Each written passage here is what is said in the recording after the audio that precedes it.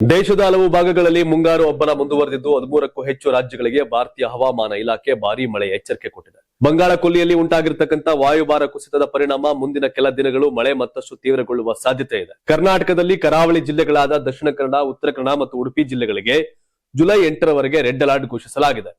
ಬೆಳಗಾವಿ, ಧಾರವಾಡ, ಕೊಡಗು, ಚಿಕ್ಕಮಗಳೂರು ಹಾಗೂ ಶಿವಮೊಗ್ಗ ಜಿಲ್ಲೆಗಳಿಗೆ orange alert ನೀಡಲಾಗಿದ್ದು, ಬೆಂಗಳೂರು ಸೇರಿದಂತೆ ದಕ್ಷಿಣ ಒಳನಾಡಿನ ಜಿಲ್ಲೆಗಳಲ್ಲಿ ಸಾಧಾರಣದಿಂದ ಮಧ್ಯಮ ಮಳೆಯಾಗುವ ಸಾಧ್ಯತೆ ಇದೆ. ಮಹಾರಾಷ್ಟ್ರ, ಗುಜರಾತ್, ಕೇರಳ ಮತ್ತು ತಮಿಳುನಾಡಿನಲ್ಲೂ ಭಾರೀ ಮಳೆ ಮುಂದುವರೆದಿದ್ದು, ಹಲವು ಕಡೆ ಪ್ರವಾಹದಂತಹ ಪರಿಸ್ಥಿತಿ ನಿರ್ಮಾಣವಾಗಿದೆ.